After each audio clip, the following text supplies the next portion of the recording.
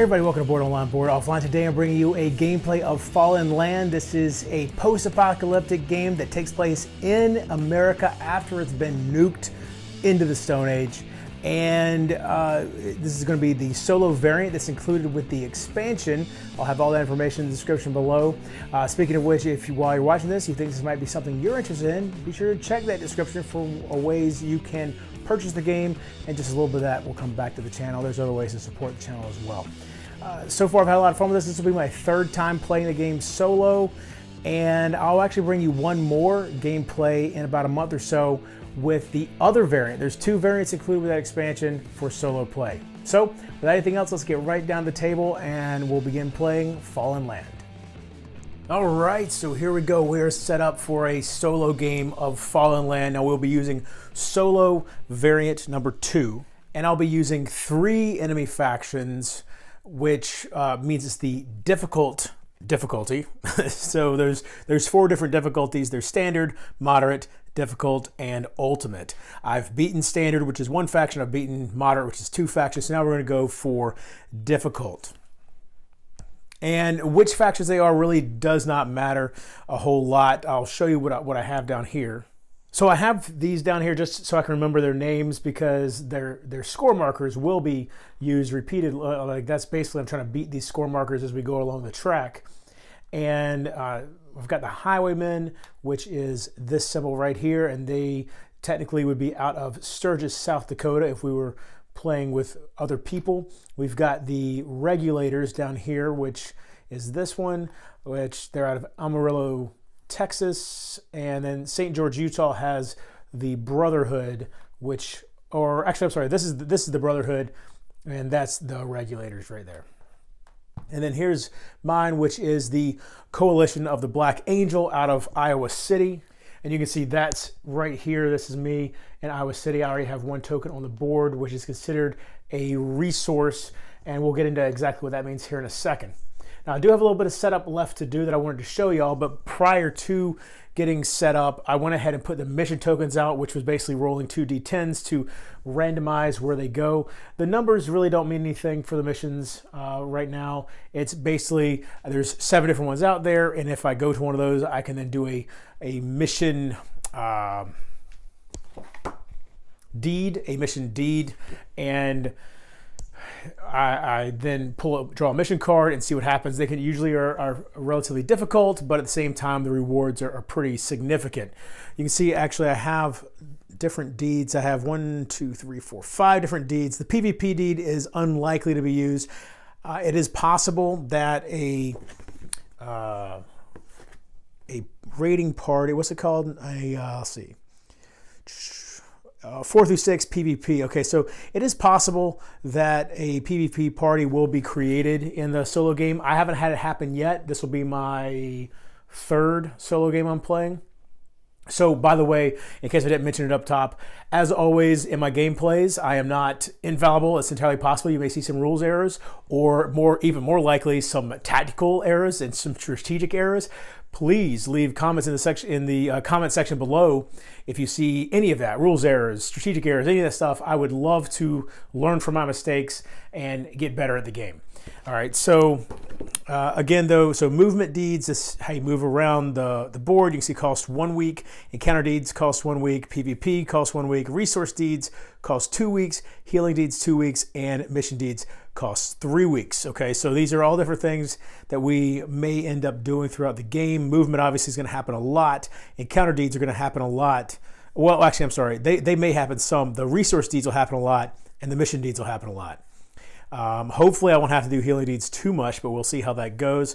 And the whole idea with the weeks is that every turn takes 1 month, or every turn represents 1 month. So I have 4 weeks to take my turn, right? So I could do, for instance, 4 movements. That'd be a full month worth of deeds. Or I could do 1 movement to get to a mission deed, and then do a mission deed, which would cost a total of 4 weeks again. So essentially, I like, thematically they've got it set up. So, it's talking about these weeks and months and everything, but you could also think of it as, you could do, you have a certain number of action points, and these different deeds take different numbers of action points, that sort of thing. All right. So this first player sheet. We'll, especially with the first round, we will run through this together. I may do a lot of it off screen once we get through that first round. And it's cool. This first player sheet is cool because basically when you're playing with multiple people, you pass this around to the first player and they work everybody through all the different phases, and it makes it so that you've got somebody who is engaged in making sure the phase gets done, but also it's very just detailed enough, I should say, to keep things rolling and to keep you from having to go back to the rule book too much as you learn the different phases and everything. Okay. So what else we have going on here? Well, and let me explain how well, you know what? No, I'll explain how my opponents will work when we get to them during the actual game, because it'll be a pretty quick explanation. It'll be easier if you see when we're actually in the game. So there's two different ways I can win. Both of them involve either getting up this track on the side. Oops, where was he? I think he was, we'll say he's at 89. Doesn't really matter. It's all randomized. All right, so this track right here is the prestige track. And then this track here is the town health track, but you don't start at 1 for the town health track. The one that you start here is prestige. Now, theoretically, it's possible to end up down here at 1 for town health, but you are really sucking if that's the case, because everybody's town health starts at 30. Right here you can see begin 30. So to win, you either need to get all the way up to that win marker right here by going on the town health track, which equals 80 town health, or make it all the way up the prestige track to 20 prestige. Once your marker gets there, then that's how you win the game. Real quick on the board, different things you're gonna be seeing here. This symbol right here that you see all over the place, those are resource locations. Resources are going to help improve your town health and as well as increase your income every turn. Technically, town health is part of the income phase. I believe it's called the income phase. Is that right? It's the town business phase. I'm sorry, resource production step, a sub-phase of the town business phase. But so you get income and then town health. You get more and more of that depending on how many of these resources you control. You can control up to 5.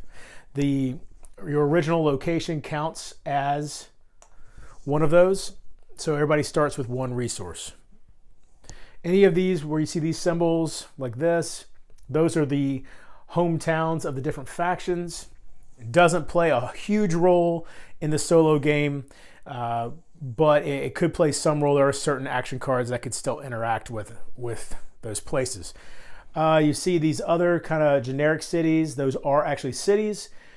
The brown area, anywhere you see brown, is just regular plains, okay? That costs 1 movement to get through.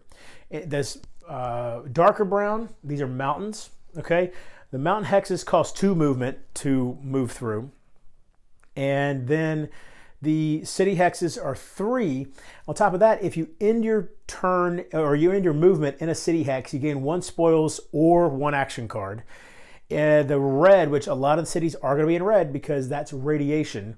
And if you end your movement in a radiation hex, it's going to cost you 3 movement. You gain 1 spoils or 1 action card, but you also take 1 radiation damage.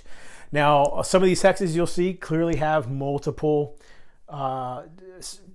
terrain in the hexes. Whichever terrain is the worst, basically, is the one you're counting as whatever the cost is for being in that hex. So, for instance, you know, this hex right here has plains and radiation, so we're counting it as radiation when we go in there. And of course, you have a few of these water hexes, just a few around the board. The numbers are, for the most part, what I've used them for mainly is for when you're putting out these mission tokens. There may be some other stuff that they're used for, and we'll see that as it comes up. And I think that's pretty much everything that I need to tell you about the board. Up here we have the character deck. That's where we're going to get our different people for our team. We've got the spoils deck here, which is all the different items, weapons, vehicles, all kinds of stuff in there. Here's the action deck. It's going to give you a lot of cool things that you can do. The plains encounter deck, the mountain encounter deck, and the city and radiation encounter deck. Basically, if you end your movement in a hex, you have to do an encounter in that hex or do a different deed that is specific to that type of hex, is generally the idea here. The mission deck over here, then that action deck is the red dot action deck. So those are action cards that have a PvP nature to them, that have player versus player nature to them. and it wouldn't make sense for me to have in solo to really use against the AI, the way the AI works. However, the AI can play those against me. So we'll see how that works as we go along in the game. So now I think we need to build our team. All right, so here is our town card, and you can see over here it says town roster, over here auction house. Auction house is really just gonna be where I store extra spoils that I'm not using this time around that I probably end up selling. In the actual game, you can auction those off to other players. The town roster is where I'll keep any characters I'm not currently using. You see 1, 2, 3, 4, and 5. Those are called character crowns. And I'm gonna have 5 characters in my group, basically, that's gonna go around doing deeds and everything like that. So again, Coalition of the Black Angels, starting location Iowa City. I have these 2 starting town technologies. We have the Learning Center, which normally would cost me 30 salvage coins to get. Every time you buy a silver town technology, you get 5 town health and 1 prestige, but these are my starting ones, so I don't get anything additional other than where I'm already starting. This gives me 1 additional success for diplomacy skill checks. And then I also have the Medical Center, which gives me 1 additional success with medical skill checks. So those are just always there for me. I can't lose my starting town skills. They just are always there. You can see right here, this right here is used to show that I currently get +1 town health every round and 1 salvage coin, which really is nothing. That's just not worth it at all. You know, 1 salvage coin is not gonna do anything for me. So I definitely want to increase this. If I get all the way up here, 5 town health every turn and 25 salvage coins. And remember, the way I increase this is by gaining, by taking control of resources. All right, so this right here, I'll keep track of any bonus movement that I may get throughout the game. I don't start with any, but we'll see. Maybe some of my characters will get me some, maybe some of the spoils I start with. So we'll see how that goes. So with that in mind, these are my special abilities. I begin the game with the paramedic kit spoils card. I'll have to grab that real quick. So here's that. We'll look at this closer when we look at all the different spoils cards we're about to get. So I'll just set that aside for the moment. I also have the Information Crossroad perk, which means once per turn during the town business phase, I can pay 5 salvage to draw an additional action card. Fight Club means if I have a melee weapons only encounter, I can receive 1 additional combat success and a Midwestern Charm before the healing deed in any neutral starting town without having to pay the bank. All right, so now let's take a look at our 6 character cards and see who we're starting with. All right, so we've got Gabriel Caro, I believe, Daredevil Stunt Driver. Each effects phase, roll 1d6. On a 1, draw a character card. On a 2, draw an action card, all right? Also, if we have a motorized vehicle, he links up with that, and that means after each round of PvP combat, deal 1d6 physical damage or gain +1 flight. All right, well, you know, we're not going to have a whole lot of PvP, so that might not really be something super worth it for us. He has 7 health, 4 psychological health. He does give us +1 movement, so that's good. And then these skill checks right here, basically we want these numbers to be high because we're going to try to roll at or under them. And then they do add up, and you can get to the point where you have automatic successes, and we'll talk about that as they come up. He does have some pretty high marks here, and he does have he can carry 14 weight worth of items, so that's pretty good. So this ability right here might not be so great for us, but we'll see how the rest of this turns out. And this ability could be pretty cool up here. So let's see what else we have here. We've got Dominique Sinclair, Herculean Bouncer. All right. You may substitute Dominic for any 1d6 random character rolls. So basically, if we have to do a random character roll, Dominic can kind of step in there and be the subject of that instead. He links up with melee weapons to get +3 additional fight ability or attack ability. I can't remember exactly if that's attack, fight, combat skill. That's what it's called, combat. All right, and again, pretty good across the board here with these. You got this one that's down at 5. Well, actually, I guess these are all at 5. The diplomacy and the combat are both really good, but he's really strong. You see, he's got 17. The ability to carry 17 weight. That's pretty high for this stuff. A lot of them are closer, like here, 13 and below is a lot of what you'll see. Even the stunt driver was at 14. So here we've got Cassie Riordan, Adventurous Artist. Whenever you sell a spoils card from your auction house to a player, receive 3 salvage coins from the bank. Once per game, reverse any action card played on your party or town back onto the initiator. Non-player character mercenaries, ignore this effect. All right, so that effect might even be less useful than the other one that we saw from the Daredevil. 6 health, 3 psychological health, and then these are okay stats across the bottom here. It does have relatively high with the medical, which is good. And that's the highest one we've seen so far, and can carry 13 weight. All right, here we've got DeForest Tanner, MD. All right, caustic trauma surgeon. All right, and I don't even want to know what's going on there. Now, this is a master, which means that they have particularly powerful abilities. So let's see what we've got here. He receives 1 additional success on all party medical skill checks, including healing. And if we have medical equipment, which, by the way, we do right here, doubles its medical skill bonuses. So any skill bonuses we get from that medical equipment, from the paramedic medical kit, will be doubled by being equipped to him. Maybe used twice before discarding as well, whereas normally you have to, you can see, discard this instantly to heal 5 physical damage to each of your party characters. He's got 5 health, 4 psychological health, and most importantly, 10 medical health right there. This guy is absolutely going to be used. So here we've got Herman Crawford. This guy has showed up in every game I've played. He's a grizzled locksmith, gained 2 mechanical successes on all lockpicking encounter cards and Sigma Bunker mission cards. Lockpick guide and tools give him each end turn phase gain 1 spoils card. I need to remember that. I forget to do that a lot with him. So then 5 health, 4 psychological health, and you can see not so great with the combat, but really great with the mechanical skill checks here. And then we've got Juan Upton. When Juan is drawn, gain 1 town defense check. All others may be purchased for 5 salvage coins less. And let's see, sledgehammer. Okay, so if we get a sledgehammer, he'll gain +3 to his mechanical and +3 to his combat skill. And so, for instance, if we had that, that would put his mechanical at 11, which means, so if once you hit 10, well, or once you go over 10, I believe you have an automatic success. Or no, I believe once you hit 10, you have an automatic success. I'll have to double check that.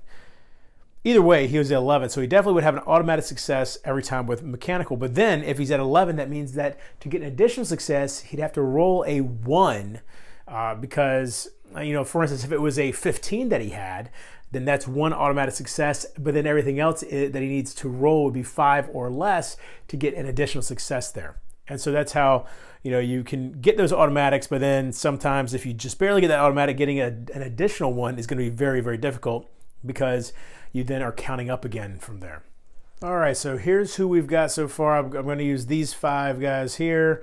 I'm going to put Cassie Riordan in my town roster. So if one of these people dies, I can then go to my town and pick her up and add her back to the group. And even though we haven't looked at the other spoils cards, I am going to go ahead and put this paramedic medical kit with the doctor here. And these just slide under like this. So now you can see that just by scanning down, you can add up. So now instead of 8 diplomacy, he has 10 diplomacy. And instead of 10 medical, he has 15 medical. And then it costs 1 weight for him to be carrying it. So now he can carry 11 additional weight in items. All right, so we've got 10 spoils cards that we get to distribute out to our people at the beginning of the game. So first we've got this equipment, alcohol, stowable. Stowable means that I can add it to a vehicle and I can attach it to a vehicle. And so the vehicle can deal with the weight of it instead of one of our people. Discard after you have failed a diplomacy skill check to succeed at it. Okay, so that's jugs of moonshine. Here we've got the ranged weapon, handgun. Discard this item to avoid the negative effects of a failure on an encounter or mission card. Okay, not too bad. And ranged weapon, submachine gun. See, no special effects. It just adds 5 to my combat skill, weighs 4. Ranged weapon, heavy, +1 prestige. Very nice. I'm going to go ahead and move that up and I'll show you all that in a minute, but we're definitely going to equip this because getting that prestige is fantastic. There's a 5.56 millimeter light machine gun, 8 combat addition to this. And you can see it's a relic. Relics generally are much more powerful than non-relic items. And you can see I could sell it if I wanted to. It is pretty heavy. I could get 21 coins for selling it, but I'm definitely going to keep that item. Here we've got the melee weapon, blunt. After you successfully complete an encounter or mission card, roll 1d6 on a 1 draw spoils card. This is the leather bullwhip. Oh, and also that symbol right there means that it can be used if I have a melee weapon only encounter. And that symbol, that arrow, means that, hey, you know, this is going to be covered up by my characters, but you've got an ability here you need to pay attention to. So it's just a reminder for that. Here we've got melee weapon, fist. On gladiatorial event encounter cards, this character gains 1 additional combat success, brass knuckles. A lot of combat cards. Oh no. All right, so this item is jinxed. Jinx cards, so I'm going to read this to you out of the rulebook. Both action and spoils cards contain jinx cards. These are obviously spoil cards here. These cards have a negative effect on their listed target and remain in play until removed. Jinxed action cards are played on an opponent, while jinx spoils cards are equipped immediately when drawn either to a party or character. So basically, I can't get rid of these, is the whole idea, unless I have a card that lets me specifically get rid of a jinx card. Also, now this is a vehicle, so it's attached to the entire party. So my entire party would have to die for this to get discarded. But if I had a jinxed spoils card attached to a specific character, then it would be discarded with that character. This, however, is going to automatically get equipped, and I can't use any other vehicles basically until I manage to get rid of these guys. So that's cool. I'll be riding around in 5 matching pink mopeds. Here we've got an ally. So let's look at this. We've got +1 prestige. I'll go in and add that because I'm definitely going to use this ally. Immediately pay 4 salvage coins to hire him or her. Otherwise, Chris must be discarded. Chris, the trophy spouse. All right. So you can see across the board here. Increases the psychological health of whoever is attached to this ally. So we'll see who we give that to. All right. Pristine American flag +2 prestige. Man, look at all this prestige I'm getting. I don't know that I've ever gotten this much prestige from spoils right off the bat. This is pretty good. Each in-turn phase gain 2 salvage coins. That's good. This is a relic, you can see. And then the party equipment armor. Equipped to all party characters or none. May not be used in conjunction with other armor or clothing spoils cards. Cachet of military body armor. 2 to my combat, 2 to my diplomacy. It costs 2 weight each for the people to wear it. I am going to definitely use that though right off the bat. Might get rid of it later, but for now we're going to use it. All right, so here's how I split everything up. The surgeon over here has the paramedic medical kit and the brass knuckles. I like the idea of my doctor going around beating some people in the head with brass knuckles. Everybody's using the cachet of military body armor. Our stunt driver over here has the 9mm submachine gun. The bouncer is going to go with the 5.56 light machine gun and the pristine American flag. Herman Crawford, our grizzled locksmith over here, has the jugs of moonshine. That seems to fit his personality, and a leather bullwhip. I like that combination for some reason. And then we've got our construction worker over here, constructor foreman. He's going to go with Chris, the trophy spouse. I wanted to give that to somebody with the lowest psychological health, so it was either him or the bouncer. I went with the construction foreman. And the flare gun pistol. It seems like somebody who, I don't know, who has the safety gear probably would have a flare gun. I don't know. Seems like a good idea to me. Oh, also though, having the trophy wife cost us 4 coins. So I have to get rid of that and come back with 6 is what we've got left. That's a 5. And we start with 3 action cards. So we've got making a break for play anytime to discard your encounter or mission card before any dice are rolled. Keep the salvage coins. You cannot draw another card in its place. Or play anytime. Your party may avoid the theft of spoils cards or vehicle destruction. Hope and solidarity. Play during the town business phase. Choose one player to exclude. All other players receive each of the benefits below. And then turning the tables. Play after your party is killed during an encounter or mission card. After discarding your party, you achieve success on that card and gain its rewards. Or play after one of your characters is killed during PvP combat. The opposing party or NPCM takes 4d6 damage.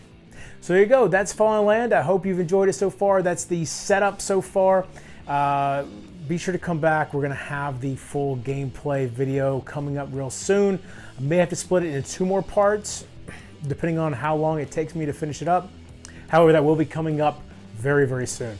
Hope you've enjoyed this. Please be sure to like, dislike if you want to, subscribe, click the bell, do all that kind of stuff. Check the description below for ways to support the channel. You can also find links for these t-shirts from Mr. Meeple in the description as well. And until next time, if you're bored online, board offline.